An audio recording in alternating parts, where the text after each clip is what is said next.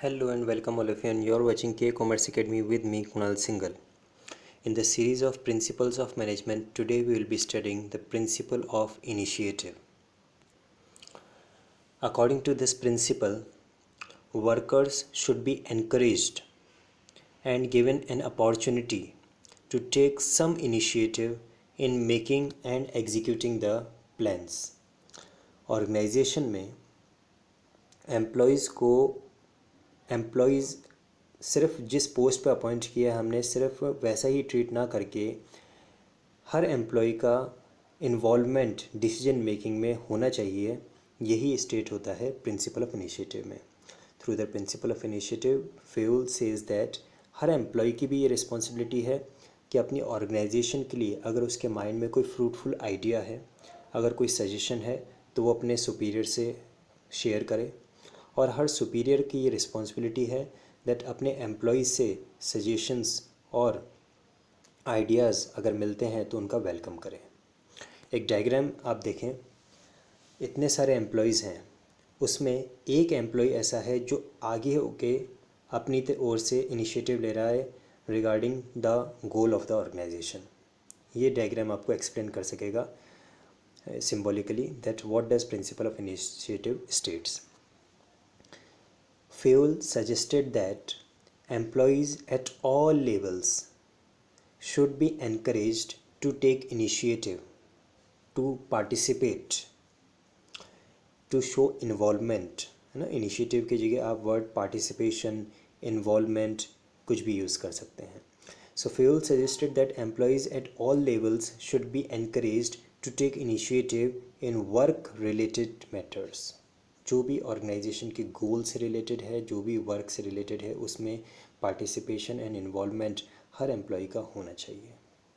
Initiative means taking the first step. आपने diagram में देखा ना अभी, initiative means taking the first step by the employees with self motivation, बिना किसी के कहे अपनी ओर से स्टेप लेना। डायग्राम फिर से आप देख सकते हैं, taking the first step from self motivation. Initiative also means welcoming the ideas and suggestions from employees.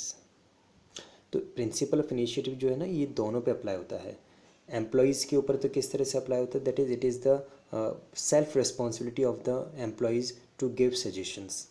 और मैनेजर्स पे कैसे अप्लाई होता है, सुपीरियर्स पे, that it is the responsibility of the managers to welcome the suggestions from the employees. क्योंकि जब भी decision making में एम्प्लॉयज़ का इन्वॉल्वमेंट होगा तो जो प्लान्स एंड पॉलिसीज़ आपने फ्रेम किए हैं वो कभी भी एम्प्लॉयज़ उन्हें अपने आप पे ओवर बर्डन नहीं समझेंगे। They always feel a belongingness towards the organisation. Employees को लगेगा ये हमारी ही ऑर्गेनाइजेशन है, हमने ही सजेशन दिया, वही प्लान और अप्लाई किया है। So they won't find the plans and policies to be over burdened over them, but they will feel the belongingness towards the organisation when. So let us discuss few of the advantages और positive effect कि अगर एक organisation ये principal apply करती है तो उसे क्या बेनिफिट मिलेंगे। First of all, it will increase in mental growth and feeling of belongingness in the employees. जब हम किसी से सजेशन डिमांड करते हैं और उसके सजेशंस को प्रॉपर प्लेटफॉर्म प्रोवाइड करते हैं, so it will bring a mental growth to the employees. Secondly, it increases commitment of employees towards the organization. The employees will start feeling belongingness towards the organization. On the same side, in case this principle is not applied in the organization, what consequences we need to face? First of all, it leads to frustration among employees.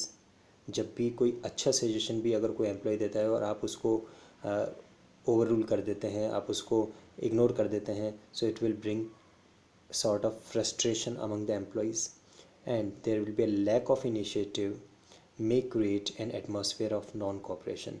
जब आप किसी के ideas को, suggestions को accept नहीं करेंगे, so it will bring create an atmosphere of non cooperation in the organisation.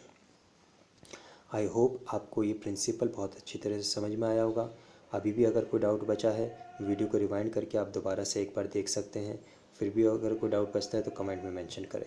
In slides को जगह जगह पे पॉज करके आप अपनी कॉपी में नोट डाउन कर लें, जिससे कि in the examination it will act as the notes for you all. Thank you.